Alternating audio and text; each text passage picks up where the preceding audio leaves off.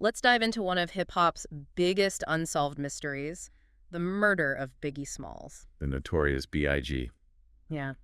We're going to be looking at this through the lens of someone you might not have heard of, Wardell Poochie Faust. Yeah, Poochie's story is really fascinating, I think, for anyone who's interested in this case. Yeah. We've got a great Wikipedia article on him that we'll be referencing.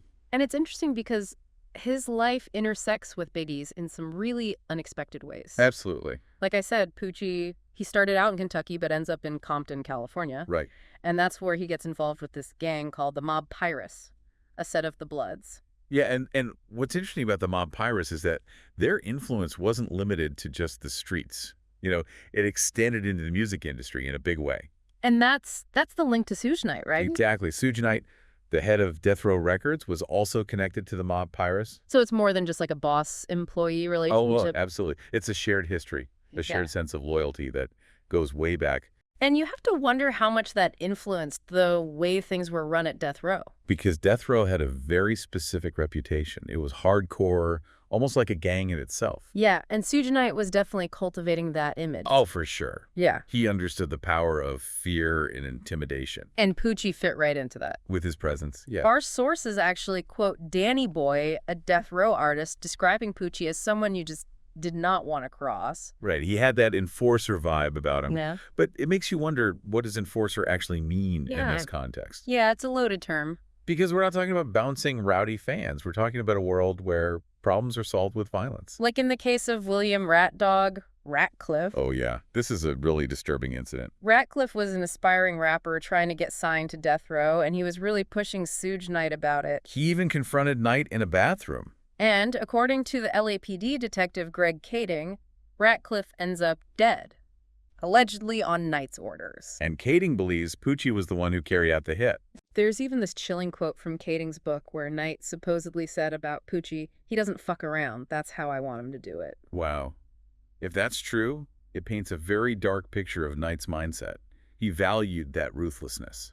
And there's another detail that's kind of eerie. The car Knight gave Poochie a Chevy Impala.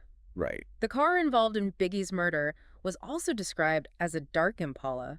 It's a detail that's hard to forget. It's almost like foreshadowing. But before we jump ahead to the night of Biggie's murder, I think it's important to understand the climate of hip-hop at the time. Yeah, we can't forget about the East Coast-West Coast rivalry.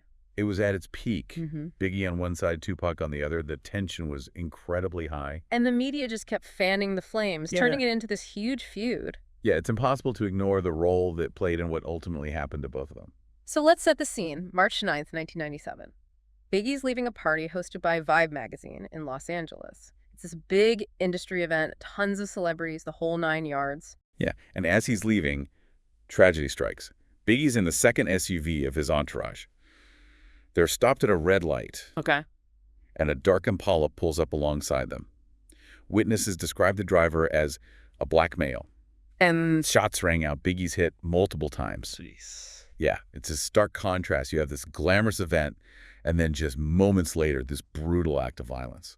The hip-hop world was in shock. The world in general. Biggie was a huge star, and suddenly he's gone. And the search for answers begins. Yeah. And the LAPD is under huge pressure to find out who killed Biggie. Absolutely. I mean, this is one of the biggest names in music. And the lead detective, Russell Poole, he starts looking into Suge Knight and Death Row Records. Right. Poole was convinced that Knight was somehow involved. And his theory goes even further than that. Yeah. He actually suspected that Knight might have used corrupt LAPD officers to help with the hit. Whoa, hold on. Corrupt cops? Specifically, David Mack and Amir Mohammed. It's a pretty explosive allegation, right? Yeah. And it gets even crazier because according to our sources, Poole was actually told to stop investigating Mack. No way! Yeah, which ultimately led to him quitting the force. Wow. Talk about a cover-up. It's a mess, right? So the case ends up going cold for a while, but then it's reopened in 2006 with the new detective, Greg Kading. Okay, so what does Kading find? Well, Kading's investigation goes in a totally different direction. He focuses on Poochie. As the shooter? Yeah. He concludes that Poochie was the one who killed Biggie, hired by Knight, through his then-girlfriend, Teresa Swan. And was there any evidence to support that? Well, Kading actually got a confession from Swan. Really? Uh-huh. And they even tried to use her to get a confession out of Knight while he was in prison. Like a honey trap kind of thing? Exactly. They wired her up, but Knight didn't fall for it. Wow. So what happened to Poochie? Well, that's the catch. By the time Kading starts digging into all of this, Poochie's already dead. Dead. Yeah, he was shot like 10 times while riding his motorcycle back in 2003 in Compton. Damn. So is that why they never officially named him as a suspect? Right, because he was already gone. But it also raises a whole bunch of new questions. Like, was his death connected to Biggie's murder? Possibly. Was it some kind of revenge? Or was it something else entirely? Like a gang hit? Yeah, Kading seemed to think it was related to a feud between different blood sets. Which just shows you the kind of world Poochie was living in. Always surrounded by violence. Definitely. But there are other theories out there, too. Like what? Well, there's a book, Once Upon a Time in Compton, and it claims that Poochie was actually killed on the orders of this rival gang member named Lil Rod. Interesting. And they even say he was killed with an AK-47. So we've got these two completely different stories about Poochie's death. One connecting it to Biggie's murder, and the other saying it was just gang warfare. It's hard to know what to believe, right? Yeah, absolutely. And what about Suge Knight? Where did he fit into all of this? Well, Knight was never officially charged in connection with Biggie's murder. But a lot of people still believe he was behind it. Both Poole and Kading seem to think he was the mastermind, even if Poochie was the trigger man. But the evidence against him is all pretty circumstantial as well. And there's the Impala he gave Poochie, which matches the description of the car at the shooting, and his reputation for being ruthless. But is that enough to actually connect him to the crime? That's the question, isn't it? It's tough to say for sure. But even if we assume for a moment that Poochie wasn't the shooter, Okay. does that automatically clear Knight? I don't think so. I mean, he created an environment where violence was like the norm. Exactly. He surrounded himself with guys like Poochie who were willing to use force. And he instilled fear in everyone around him. He built this culture of violence and intimidation at death row. So even if he didn't directly order the hit on Biggie, his actions and his leadership created a climate where something like that could happen. and that's what's really fascinating about this whole case. It's not just a whodunit. It's bigger than that, right? He's talking about the music industry, the role of gangs, the power dynamic. And how all of these things came together to create this perfect storm of tragedy. You're right. This is so much more than just one murder.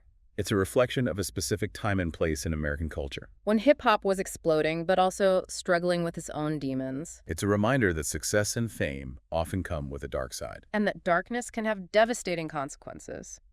This deep dive has been quite the journey, hasn't it? Exploring the life of Wardell Poochie Faust. Yeah, a figure who's shrouded in so much mystery and tied to Biggie's murder.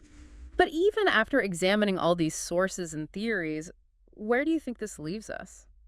I think it's important to remember, even if we never know for certain who pulled the trigger, Poochie's story offers a window into a really complex and dangerous world. It's like we were peeling back layers of an onion, revealing all these intricate connections between the streets, the music business, and even law enforcement. And each layer just adds to the complexity of this case. But for you, what stands out as the most significant takeaway? For me, it's that Poochie himself remains such an enigma. We have these glimpses of his character, his loyalty to Suge Knight, his ruthlessness, but we never truly get inside his head. I mean, isn't that part of what makes true crime so captivating? Yeah, that desire to understand what drives someone to commit such acts, to unravel the psychology behind it all. Was Poochie a product of his environment?